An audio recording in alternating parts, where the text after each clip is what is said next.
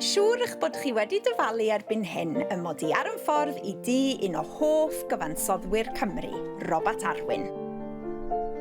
Mae o'n enwog am ei weithiau corawl, sioeau cerdd a chaneuon poblogaidd fel Fori ac Anfonaf Angel.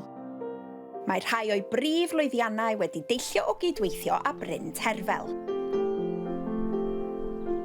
Fo yn sicr ydy tywysog y tiwns, ac mae'n byw yma ar gyrion y dre gyda'i wraig Mari a pham nhw adre ei blant Elan a Gito.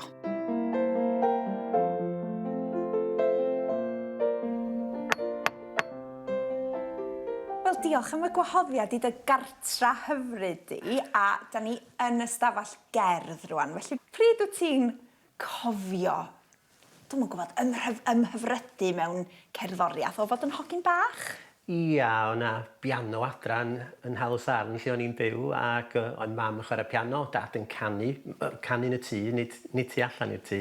Ond mae rhaid bod i wedi dechrau pan o'n i 3-4 oed, jyst mynd at y piano neu sŵn, ac ys i wersi piano pan o'n i'n 5, a dwi'n wedi troi nôl ers ynny llynde. Dyda wrthai am gor Rhuthun, agos iawn at dy galon di, am sawl reswm yn dydy? O, bendant yndi. Symudis i Rhuthun i fyw yn 1981, a un o'r pethau cyntaf nes i ar ôl dechrau gweithio oedd ymuno gyda chor ieuenctid Rhuthun, dating agency gorau Gogledd Cymru, pryd hynny. Ac yn fanno nes i gyfarfod Mari, a da ni'n briod rwan ers 1987. A da ni dal yn y cor efo'n gilydd, mae hi dal yn yr hes flaen yr altos, a fi'n erbyn un yn arwain.